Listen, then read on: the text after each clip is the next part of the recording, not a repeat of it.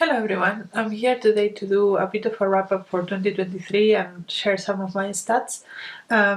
So yeah, let's just get into it. I'm going to get my stats mainly from the page from Storygraph.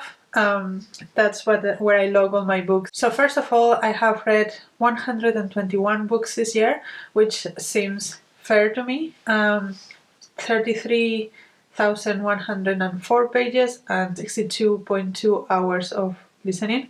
Yeah, that sounds fine to me. I think the last few years my goal has been to be around 100, and 121 is fairly good for me. I do not put an exact number, but I think this year I would probably be below 100. We will see how it goes. I'm just not putting any pressure on myself next year. The first book I read was The Man Who Spoke Snakish, and the last book I read was The Architect's Apprentice. Um, Interesting. So the first book that I read was from the Read Around the World project, and the last book was from my ancient TBR. If you look at the mood map and how this works, as far as I understand, is that lighter books go like higher and then darker books make the line lower, and it seems that it has been pretty stable throughout the year. The beginning and the end of the year were a little bit lighter, and then the middle was a little bit heavier, but overall I don't think I'm a mood reader. I think I'm pretty stable on the moods I want to read from. And then it also says you ponder thought-provoking themes, rode a roller coaster of emotion, and absorb valuable insights. Um, and the stories themselves unfolded slowly, which means that I mostly read slow books that were thought-provoking, reflective, I will assume. And yeah, valuable insights are definitely things that I look for in my books, no matter the time. Um, when it goes to the books and pages and minutes per month, there is a big spike on August and September on the number of books. And the one in August seems to be because of audiobooks, and the one in September is because of Shorter September. But if you look at the number of pages, it has been relatively stable throughout the year, which is something that I wanted to do and I'm very happy with. When it comes to genres that I spend the most time with in 2023, literary is the biggest, which is very common for me. Historical is the second biggest, which again, fairly common. Contemporary, magical realism, and history. Yeah, that sounds fairly common to me. I'm a bit surprised that nature is not here because I try to read a fair amount of nature books and natural themed books. Also, LGBTQ and racism tend to be a bigger portion, but I think because this year I read from Read Around the World project, I think those topics got a little bit out of the wayside. Like, it's hard enough to find a book from Solomon Islands, let alone an LGBTQI book. So, unfortunately, I guess those topics are a little bit off this year, but yeah, overall literary is normally what's the biggest for me. The largest book that I read was Revolusi, Indonesia and Het Ontstaan van de Moderne World by David van Rijbroek, which was in Dutch, and was a non-fiction about the history of Indonesia. And I read it because of the recommendation of Lauren at the beginning of the year.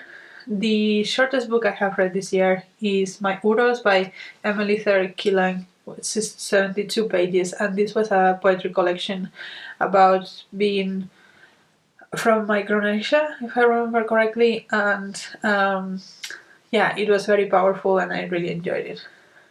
The average length of the books I have read was 285 pages, and it took me around 6 days in average to finish each book, and that means from beginning to end of the book. It doesn't mean that I didn't read anything in between, obviously. The one that took me the least amount of time was The Hidden Life of Trees by Peter Wohlleben, which took me 1 day because it was the illustrated edition and it was very, very easy to read, and if I remember correctly, I read it in the weekend as well.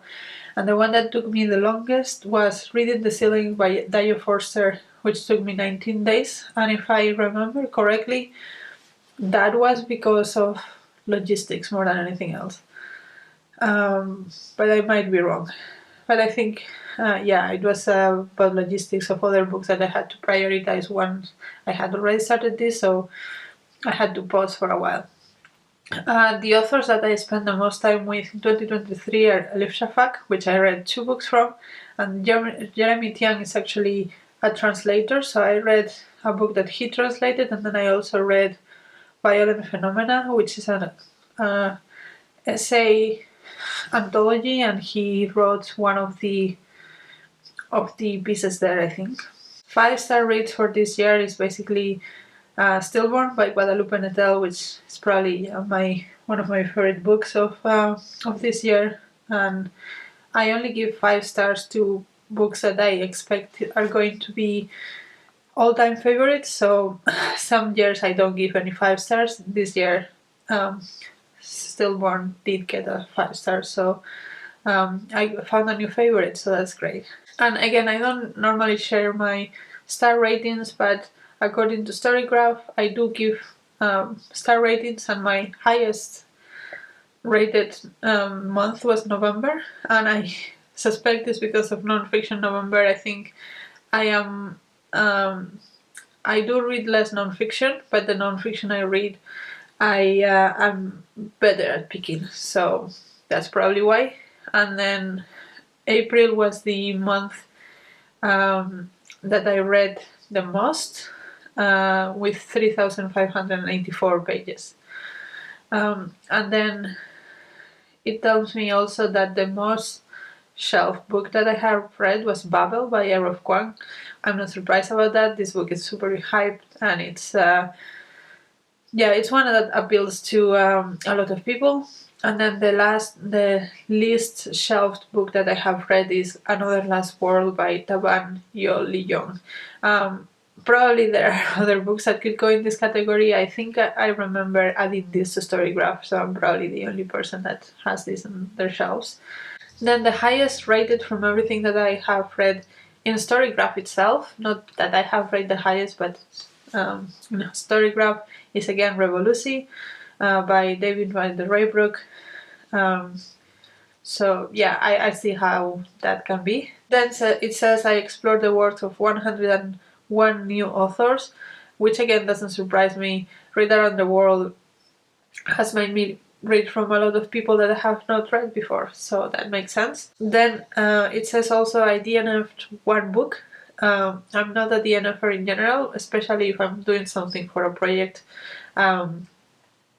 But there was 1 book that was in my Ancient DVR that I started and I just didn't get into. And then it says that I read 22 books from my own shelves this year, and that I think means that I have marked them as own. I also had 40-something books in my ebook TBR, which I don't mark as own because once I've read them, most of the times I just delete them again. So, and then it says that I successfully completed 2 reading challenges, which, if I'm not mistaken, are the Read Around the World project and the Storygraph January pages challenge, in which you try to read some pages every day in January. And yeah, definitely did that. And then if we go a little bit more into the detailed statistics, in terms of pace, 3% of the books that I read were fast, 45% were medium, and 52 were slow. Not surprised, I don't normally read a lot of fast books. In terms of page number, I read 61% were less than 300 pages, 35% were between 300 and 499, and 4% were over 500. This is a little bit surprising because to me a normal book is between 300 and 499. So the fact that the less than 300 pages is a bigger chunk, it's interesting. I think in Read Around the World project I did read a lot of short books, and also, I mean, short books take less time to read, so I guess in terms of pages it's not the same. And then I have a split between fiction and non-fiction, 20% to 80%. Normally it's more like 25, but yeah, this is fine. I have no problem with that. Then the format, which was important for me this year, I read 51% print, 42% digital, and 7% audio, which I'm very happy with. I wanted to read more printed books, and this is definitely something that I have been pushing myself towards. And 51% of print is much better than previous couple of years. And I think now that I have finished all the digital books that I had in my phone, this is going to even be more striking difference. In terms of languages, I have read 84% English, 6.6% French, 6.6% Spanish, 1.7% Portuguese, and 0.8% Dutch. It's interesting to me that I have read as much French as Spanish. I mean, I think it is again because of the Read Around the World project. There were several countries in Africa, for example, that was a lot easier for me to read things in French. But yeah, I would like probably Spanish to be a little bit bigger, but I can work on that next year. So yeah, those are all my statistics this year. I think overall it has been a little bit stressful with the Read Around the World project. It was a lot of books. It was like 60 books, so about half of the books I've read were for that. But at the same time, I have enjoyed exploring countries and regions like that, and I think it has influenced my reading a lot. And it has also helped me see the way that I can minimize in other projects too. Like I used to be a lot into prices, and this year because I had other things to do, I didn't. So that is good, I think. And yeah, I'm happy that I'm reading more print. I'm happy that I'm reading more countries, and next year I'm just looking forward to be a little bit more chill. Probably read less books. Probably have maybe more bigger books and more immersive books, because that's the kind of thing that I like to read. But it's going to be very low pressure year, I hope. So yes, that's all for me. Let me know if you found this interesting, and if you have any stats that you find particularly interesting. And on the next video,